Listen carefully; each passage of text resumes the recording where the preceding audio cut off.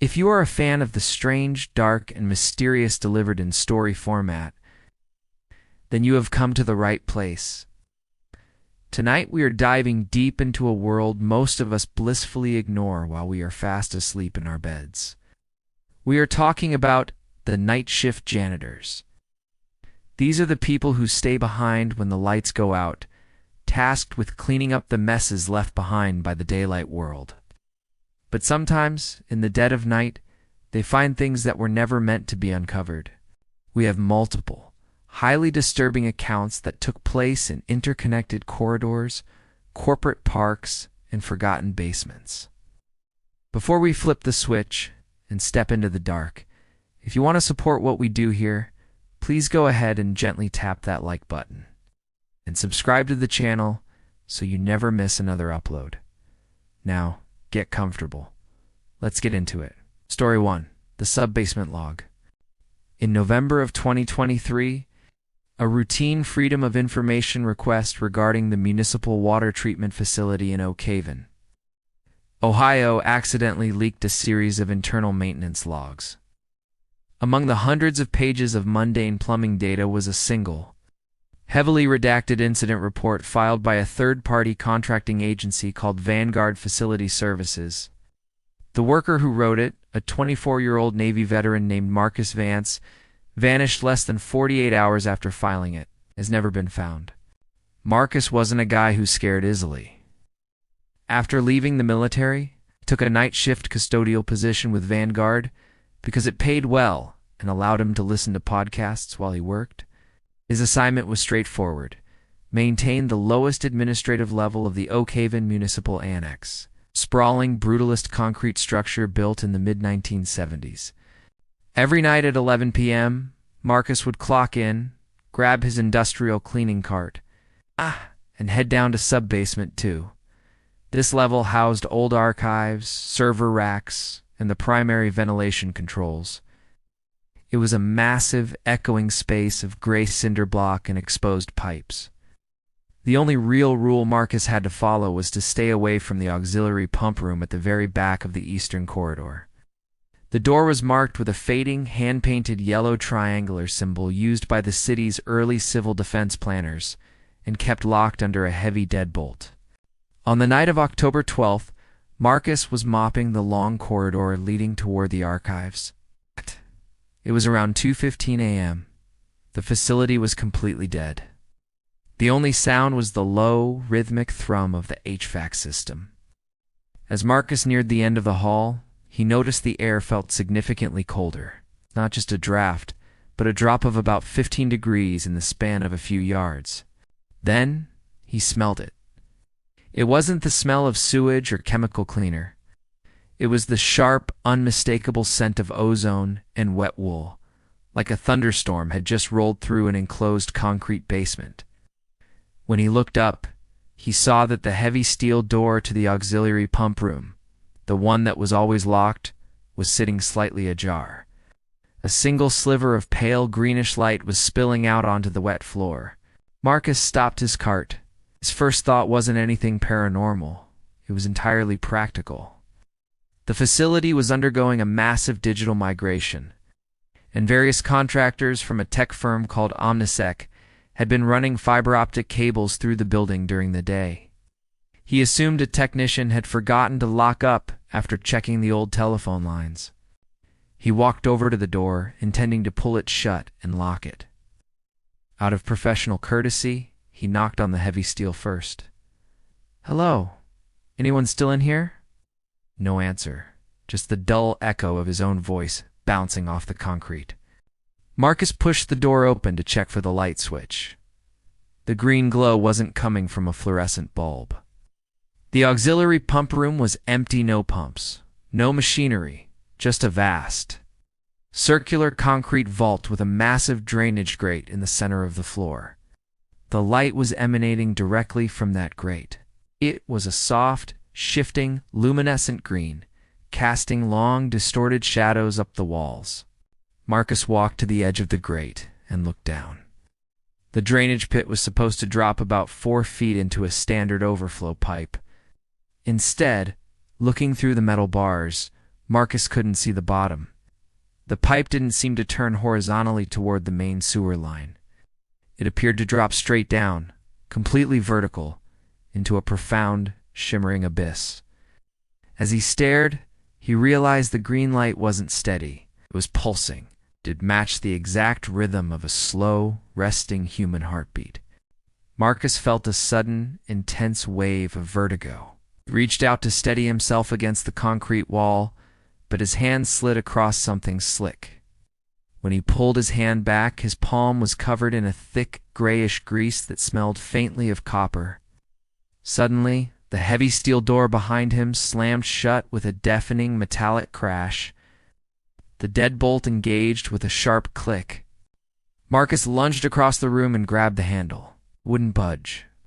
He began to pound on the steel, shouting for the building's night security guard, an older man named Arthur, who usually sat at the front desk 3 floors above. But Marcus knew the walls down here were 3 feet of reinforced concrete. Nobody could hear him. Then, the low thrum of the building's HVAC system stopped completely. The sudden silence in the room was absolute, heavy, and suffocating.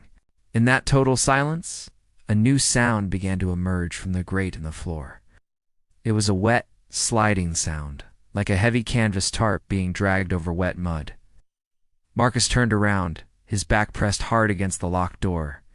The green light pulsing from the drain suddenly grew brighter, shifting from a dull emerald to a sharp, sickening neon shade.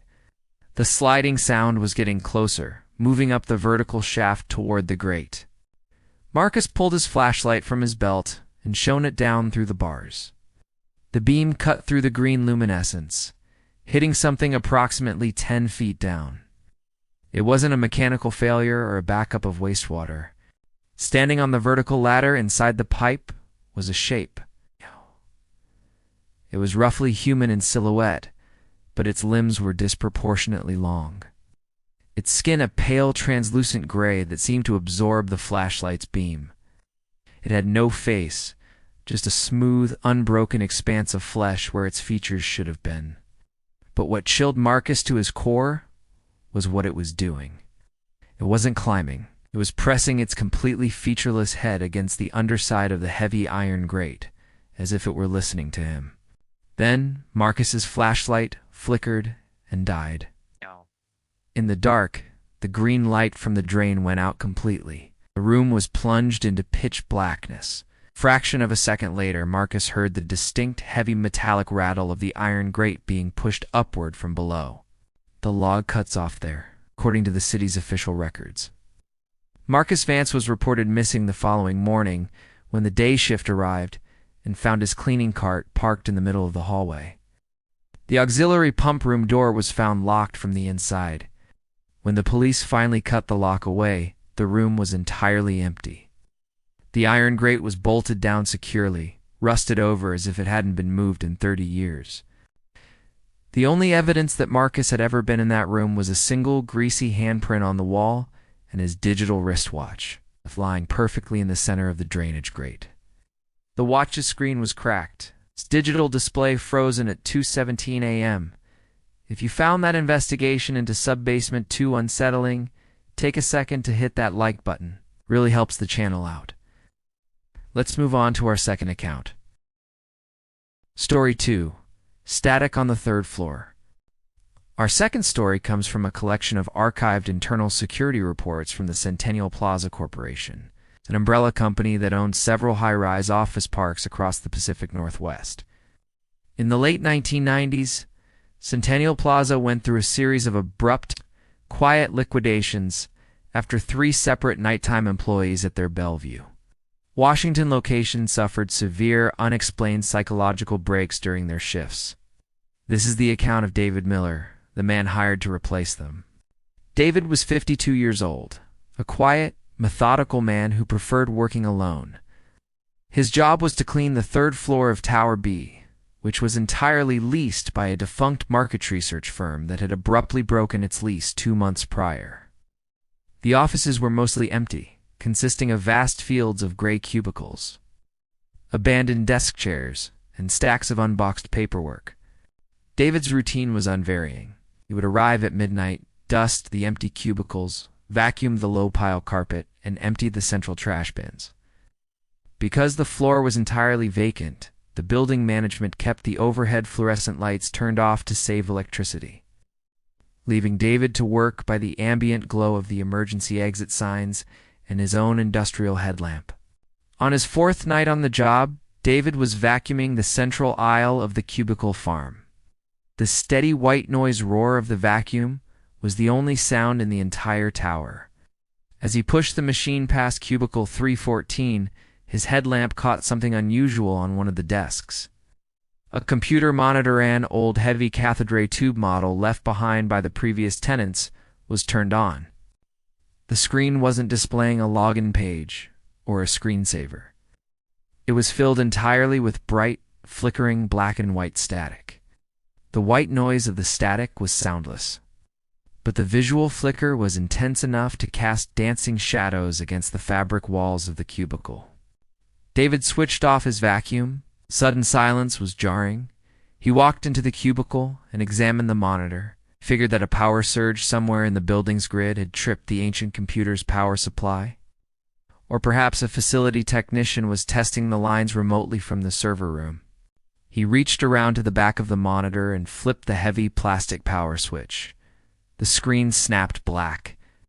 David nodded to himself, stepped out of the cubicle, clicked his vacuum back on, and continued down the aisle. 10 minutes later, David reached the far end of the floor, near the executive offices. He turned his vacuum off to unplug the cord and move it to a different outlet. As soon as the motor died, he heard it, faint high-pitched hum. He looked down the long, dark aisle of cubicles.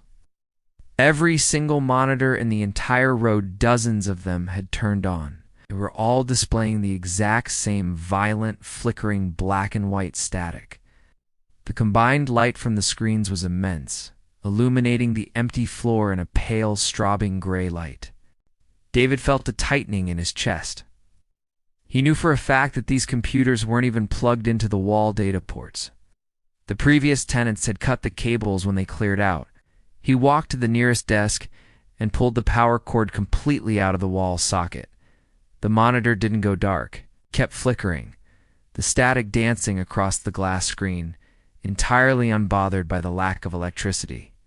David decided he was done for the night, left his vacuum in the aisle, and walked quickly toward the main elevator bank. He pressed the down button. Nothing happened. The digital display above the door was blank. He turned to the heavy fire door leading to the stairwell. He grabbed the handle and pushed, but the door didn't budge. It felt as though it had been welded shut into the frame.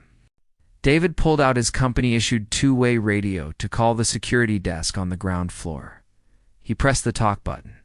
"Frank, you there? The elevators are out on 3 and the stairwell door is stuck." The radio didn't transmit his voice. Instead, the small speaker began to emit the loud, harsh hiss of television static. But beneath the static, there was another sound. It was the sound of dozens of voices layered over one another, whispering a single word over and over again: Vanguard. David dropped the radio. It shattered on the hard tile of the elevator lobby, but the speaker kept hissing, the static growing louder. He looked back toward the open office floor. The flickering gray light from the monitors was changing. The static on the screens was slowing down, the chaotic black and white dots beginning to organize themselves into distinct shapes. David watched in absolute horror as the silhouette of a person began to form on every single monitor simultaneously. It looked like someone standing directly in front of a camera, their face obscured by dark shadow. Then, the silhouettes on the screens moved. They didn't just move on the glass, they appeared to be leaning forward, pressing their hands against the inside of the monitors, distorting the glass outward toward the empty room. From the center of the cubicle farm, David heard the unmistakable, synchronized sound of dozens of plastic monitor casings cracking under immense internal pressure. The shapes weren't staying inside the screens. They were pushing their way out into the dark office. David didn't wait to see what came through. He ran to the window facing the street, grabbed a heavy metal desk chair, and threw it through the glass. He managed to scramble out onto a narrow concrete ledge on the building's exterior.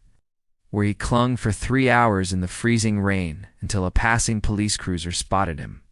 When the building manager and the police searched the 3rd floor the next morning, they found David's vacuum and his shattered radio. Every single computer monitor on the floor was completely dead, their screens cold and dark. However, when the forensics team examined the monitors, they found something they couldn't explain. Every single glass screen was covered in a layer of fine, dark soot on the inside of the glass, bearing the distinct, burned imprint of a pair of human hands pressing outward. If that story gave you a chill, make sure to subscribe to the channel so you don't miss the next 4. Let's keep moving. Story 3. The Clock-In Machine.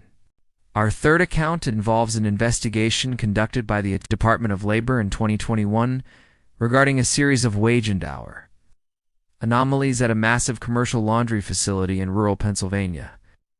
The plant, operated by a logistics firm known as the Apex Group, was shuttered overnight following the discovery of an old mechanical punch card clock in the employee break room that possessed a history both inexplicable and profoundly disturbing.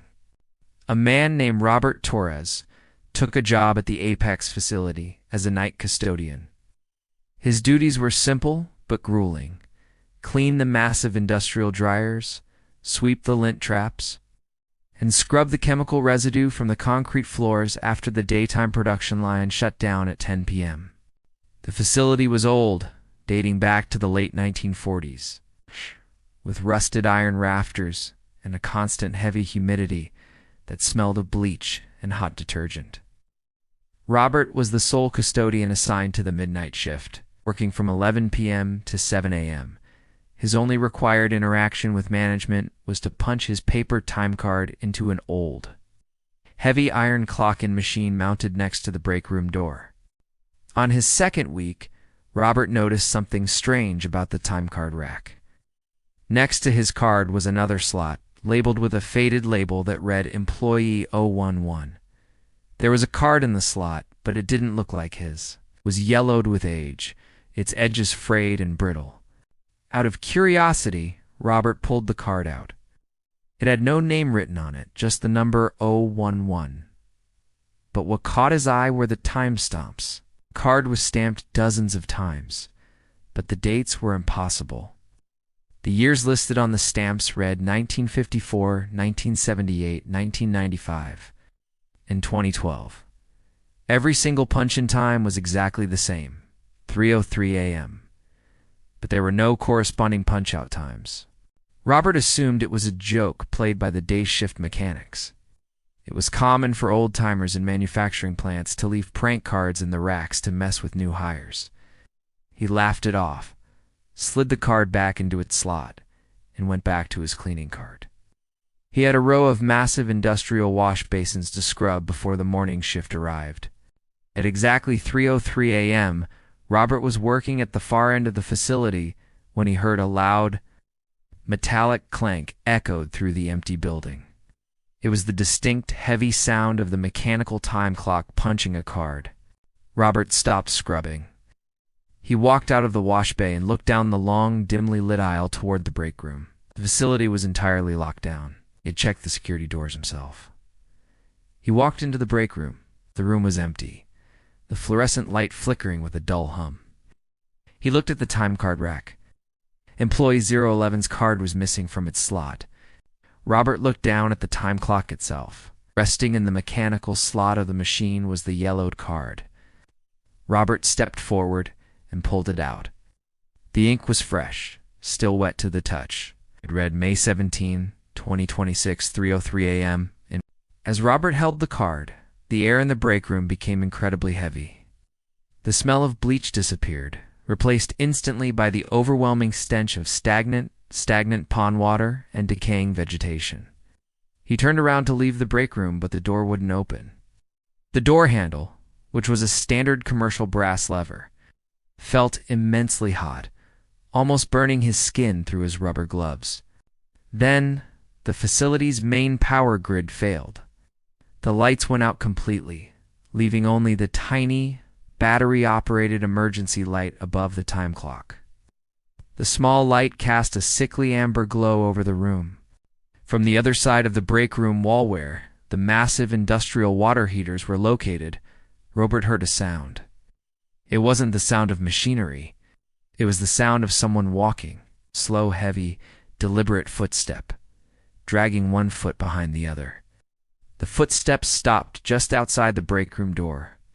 Robert backed away into the furthest corner of the room, behind the vending machines. The mechanical time clock suddenly began to operate on its own. Clank, clank, clank. The heavy iron gears ground against each other, punching over and over again into the empty air. Then, the top portion of the break room wall where the old drywall met the corrugated iron ceiling began to bow inward. A dark, viscous liquid started to seep through the seams of the wall, dripping onto the linoleum floor. Through the small glass window of the break room door, a face appeared. It was pressed so hard against the glass that the features were completely distorted. Skin was waterlogged, gray, and peeling like someone who had spent weeks submerged in liquid. The eyes were wide open, staring directly into the dark corner where Robert was hiding. The thing outside didn't try to turn the handle. Instead, it raised a heavy, wet arm and began to slide a paper card through the narrow mail slot in the door. It was another time card. As the card fell to the floor, Robert looked down. Even in the dim amber light, he could see the text printed on it. Roberto Torres out. Robert climbed out of a narrow ventilation window in the break room ceiling, leaving his shoes and his wallet behind. He ran all the way to the state police barracks 3 miles down the highway. When investigators returned to the Apex facility the next morning, they found the break room completely normal. There was no water damage, no smell, and the time clock was functioning perfectly. However, when they checked the digital payroll logs stored on the company's central server, they found that Robert Torres had been officially clocked out at exactly 3:03 a.m. by the system, despite the fact that he was trapped in the room away from any terminal. Even stranger, the historical payroll archives revealed that in 1974, custodian named Thomas Vance, the uncle of Marcus Vance, who had disappeared decades later in Ohio, had vanished from the exact same facility. His time card had been found inside the machine, stamped at 3:03 a.m. We are halfway through our accounts tonight. If you are enjoying the atmosphere, please consider giving that subscribe button a click. Let's head to our fourth story. Story 4. The 4 a.m. broadcast. This next account comes from a collection of logs kept by an independent amateur radio operator in Northern California named Elaine Miller. In the summer of 2018, Elaine was scanning the shortwave bands when she intercepted a series of transmissions that appeared to originate from a high-security corporate research park owned by Omnisec Technologies in the hills outside San Jose. The transmissions were later confirmed to be the audio feed from a wireless headset worn by a night shift janitor named Arthur Pendleton. Arthur was 61, a retired logistics coordinator who took a night janitorial job at the Omnisec campus to help pay off his medical bills. The campus was highly secure, consisting of 3 sleek black glass buildings surrounded by high fences and private security patrols. Arthur's job was to clean the executive suites on the top floor of Building 3, because the work required handling sensitive corporate areas. Arthur was required to wear a continuous loop 2A radio headset that broadcast directly to the campus security office at all times, ensuring he was exactly where he was supposed to be. On the night of July 22nd, Arthur was emptying the recycling bins in the main boardroom. The view from the floor-to-ceiling windows showed the distant, glittering lights of the valley below. It was 3:45 a.m. As Arthur leaned over a bin, his headset crackled to life. It wasn't the voice of the security guard on duty. It was a rhythmic, mechanical clicking sound, followed by a low, monotone voice reading a sequence of numbers. 7, 14, 21, 3. Vanguard, 7. 14, 21, 3. Arthur tapped his headset. Security, this is Arthur. I'm getting some interference on the line. Can you switch to channel 2? The voice didn't stop. It repeated the sequence again, but this time, the tone of the voice changed. It became slightly higher, mimicking Arthur's own vocal patterns perfectly. Arthur wasn't easily rattled. He assumed that the IT department was running a diagnostic test on the building's internal communications array, or that some local ham radio operator was accidentally bleeding into the corporate frequency. He pulled the headset down around his neck, determined to finish his floor so he could clock out on time. He walked out of the boardroom and into the main elevator lobby to catch his cart. As he stepped onto the polished granite floor, he noticed that all the glass walls of the executive suites were covered in a heavy layer of condensation. This was impossible. The building's climate control system was state-of-the-art and kept the humidity strictly at 30%. He reached out and wiped a clear patch through the moisture on the glass of the CEO's office. He looked inside. Sitting in the high-backed leather chair behind the desk was a figure. The room was dark, but the silhouette was clear. The person was sitting perfectly stiff, their hands resting flat on the mahogany desk. Arthur felt a chill. He knew the CEO had left for Tokyo 2 days prior. "Sir," Arthur called out, knocking gently on the glass. The figure didn't turn its head. Instead, it slowly raised its right hand and pointed directly at Arthur's headset, which was still dangling around his neck. From the tiny speaker, the voice spoke again, completely synchronized with the movement of the figure's finger. "Arthur is looking at the glass." Arthur scrambled backward, knocking over his cleaning cart. A bottle of industrial glass cleaner shattered, spilling blue liquid across the granite floor. Grabbed his headset and shoved it against his ear. "Security. Frank, someone is in the CEO's office. Get up here right now." The response from the headset was instant. But it wasn't Frank. It was his own voice, playing back to him with a slight delay, as if he were listening to a recording of himself from 5 seconds ago. "Security. Frank, someone is in the CEO's office." Then, the emergency strobe lights throughout the entire floor began to flash. Not the bright white fire alarms, but a dull, deep amber light that pulsed in sequence with the clicking sound on the radio. Arthur ran for the emergency exit stairwell, but as he reached the door, he realized the heavy push bar wouldn't move. The digital lock system had engaged, displaying a single word on the small LED screen: Vanguard. Arthur turned around, his back against the emergency door. The entire length of the executive corridor was now illuminated in that pulsing amber glow. The door to the CEO's office slowly swung open. The figure inside stood up.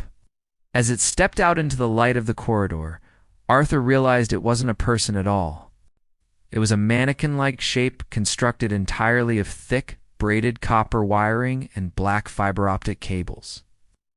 It had no face, just a cluster of small blinking green sensor lights where its eyes should have been. The cables that made up its body were twitching, shifting like a mass of angry insects under its skin. As it walked toward Arthur, its footsteps made no sound on the granite floor. But Arthur's headset was exploding with noise, a deafening, screeching wall of static mixed with the sound of his own frantic breathing and a low, guttural laugh that definitely didn't belong to him. The entity stopped 5 feet away from him. It raised its hand, and the braided copper fingers spread apart, revealing a small, speaker-like aperture in the palm. From that speaker, in Frank the security guard's voice, it said, "Arthur, you're late for your shift." The shortwave radio recording kept by Elaine Miller ends with the sound of Arthur's headset dropping to the floor, followed by a long, unbroken tone of high-pitched feedback. When the morning shift arrived at OmniSec Building 3, they found the top floor completely immaculate. There was no broken glass cleaner, no condensation on the windows, and no sign of a struggle. Arthur's headset was found sitting perfectly in the center of the CEO's mahogany desk. Arthur himself was never seen again. When police checked the building's digital security logs, they discovered that Arthur's keycard had never actually clocked into the building that night, according to the data. Arthur Pendleton had been marked as absent since 2012. The exact same year Marcus Vance's uncle had vanished from the laundry plant in Pennsylvania. If you're still hooked on these strange connections, don't forget to give that like button a tap. Let's head into our fifth story. The Red Circle. Our fifth account comes from a collection of leaked investigative files from the Chicago Police Department dating back to the winter of 2015. The case involves the sudden, unexplained evacuation of a high-end downtown art gallery called the Apex Gallery, a subsidiary of the same Apex group that owned the laundry facility in Pennsylvania. The incident report contains the testimony of an overnight maintenance worker named Mateo Silva, who was found wandering the streets in a state of severe hypothermia, muttering about a painting that didn't exist. Mateo was 32, meticulous worker who took pride in keeping the gallery's polished concrete floors and pristine white walls spotless. The gallery was located in a converted industrial warehouse featuring massive timber pillars, 20-foot ceilings, and a labyrinth of smaller viewing rooms separated by temporary drywall partitions. Mateo worked alone from midnight to 6 a.m. His instructions were very specific. He was to clean the main exhibition halls, but never, under any circumstances, enter the private storage vault located behind the main reception desk. The vault door was made of heavy reinforced steel and featured a small, circular glass window that had been painted over with black lacquer. On the night of January 14th, Mateo was buffing the floors in the main hall. The gallery was currently hosting an exhibition of minimalist modern art, consisting mostly of large, blank canvases with single geometric shapes. As Mateo guided the heavy buffing machine past the entrance to the storage vault, he noticed something unusual on the floor. A thin line of crimson liquid was seeping out from underneath the heavy steel door. Mateo stopped the machine. He walked over and dipped his finger into the liquid. It wasn't paint, and it wasn't blood. It was an odorless, thick oil that felt intensely cold to the touch. It was so cold that it made his fingertips go instantly numb. Mateo thought that one of the art handlers had spilled a container of specialized restoration solvent or conservation fluid inside the vault during the day. Concerned that the chemical might stain the expensive polished concrete, he decided he had to check inside. He knew the gallery director kept a master key ring in the top drawer of the reception desk. He found the keys, unlocked the heavy deadbolt, and pushed the vault door open. The vault didn't contain crates of paintings or sculptures. It was a completely empty concrete room, about 10 feet square. The walls were painted a flat, non-reflective black. The only object in the entire room was a single, large canvas hanging on the far wall. The canvas was entirely white, save for a massive, perfect circle painted in the center, with the same thick aisle that was seeping out into the hallway.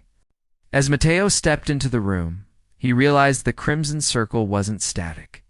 The oil was moving, slowly swirling within the boundaries of the circle like a vortex of dark liquid. Even stranger, the concrete floor beneath his feet began to vibrate.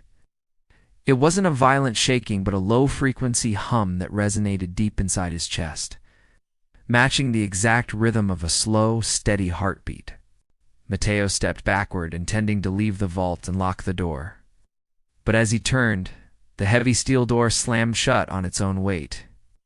The latch clicked into place with a sound that echoed like a gunshot in the small space.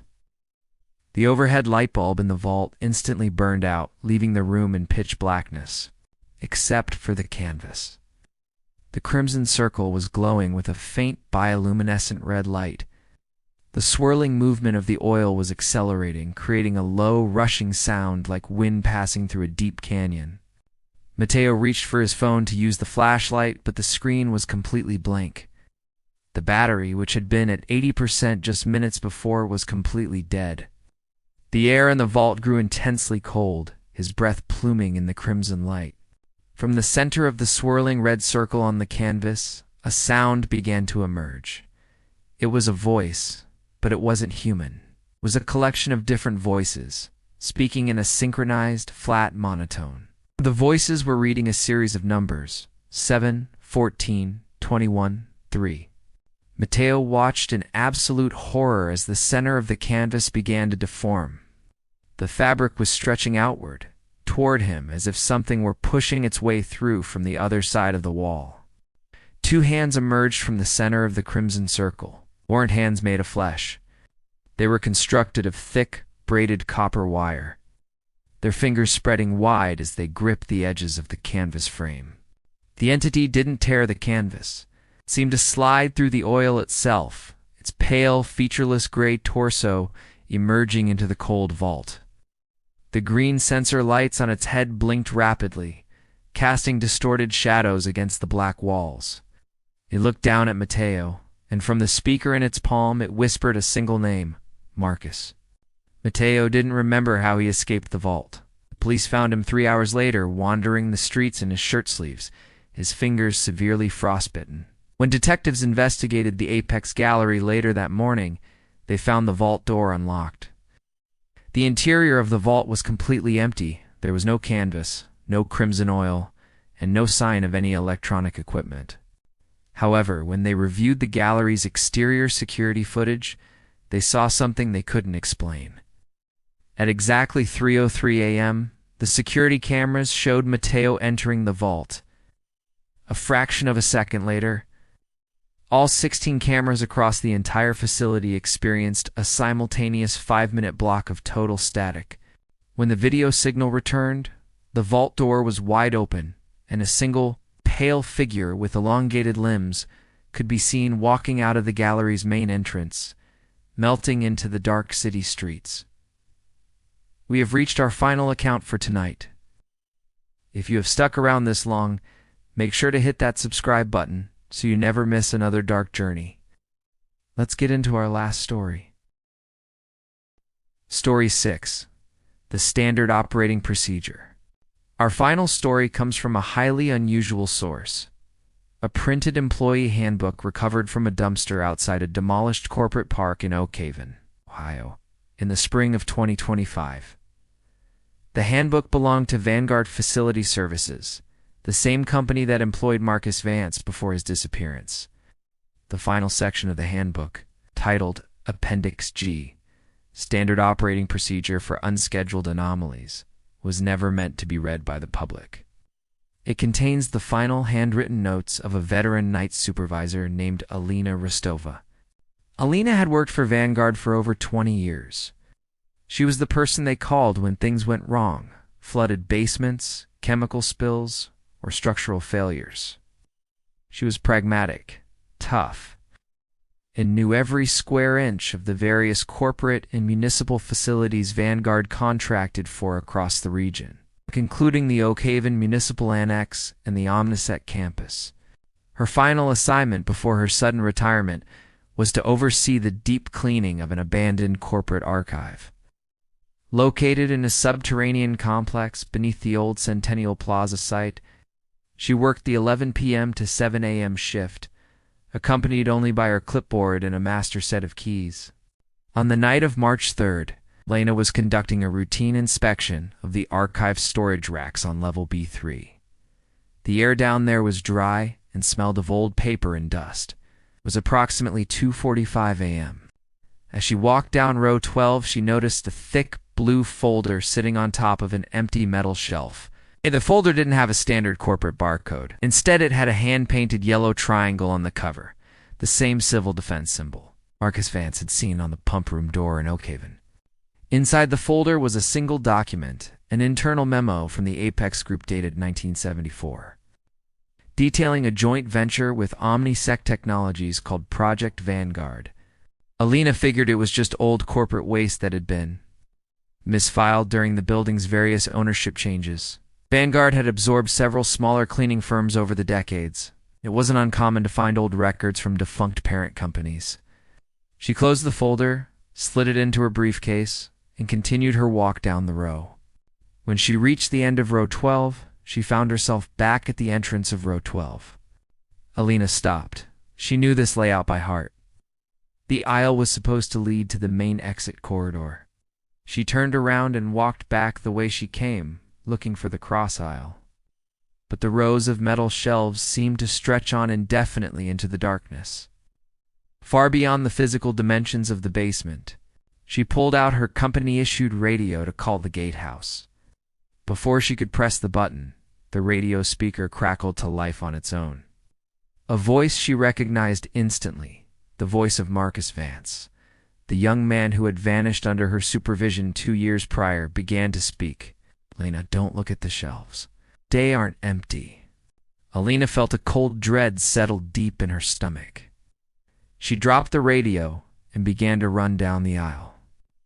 The fluorescent lights overhead began to click off, one by one, in a sequence behind her, plunging the corridor into darkness. She pulled out her flashlight, but as the beam hit the metal shelves, she realized Marcus was right. The shelves weren't empty anymore. Sitting on the steel racks, crowded between boxes of old files, were dozens of small, fashioned cathode tube monitors. Every single one of them was turned on, their screens filled with violent, flickering, black and white static. The collective hum of the static was deafening, vibrating through the metal frames and into the concrete floor. The static on the screens began to resolve into shapes. Dozens of pale, featureless faces were pressing against the glass from the inside, their distorted mouths opening in a silent scream. Alina reached a heavy steel door at the end of the corridor. It was marked with the yellow triangle. She frantically tried her master keys, her hand shaking so violently she dropped the ring twice. Behind her, the sound of the static stopped completely. The silence was absolute. She turned around slowly, her back pressed against the door. Standing in the middle of the aisle, illuminated by the pale gray light of the monitors, was a figure. It had the long, elongated limbs of the entity from the art gallery, but its torso was wrapped in thick, braided copper cables that pulsed with a dull amber light. Where its face should have been, a single mechanical time clock was embedded into the flesh, its iron gears grinding against each other with a heavy, wet sound. The entity raised its left arm, pointing a long, pale finger directly at Elena's briefcase. From the speaker in its palm, it spoke in a composite of voices: Marcus Vance, David Miller, and Arthur Pendleton. "The shift is over, Alina. Punch out." The notes in the handbook end with a final, frantic scrawl. "It's all the same company. They aren't cleaning the buildings. They're cleaning us." Alina Restova's briefcase and her master keys were found the next morning, sitting perfectly in the center of the empty archive room on level B3. The room itself was completely bare, no shelves, no boxes, and no monitors. Alina was never found. The Vanguard Corporation dissolved its operations 3 months later, its assets quietly absorbed by a mysterious holding firm registered under a single recurring name, Vanguard. That brings us to the end of tonight's journey into the dark world of the night shift janitors. It makes you wonder what's really going on in those empty office buildings and deep basements while the rest of the world is asleep. If these accounts kept you on the edge of your seat, please make sure to hit that like button, subscribe to the channel, and turn on notifications so you never miss another mystery. Let me know in the comments which story you found the most disturbing. Till next time, stay safe out there.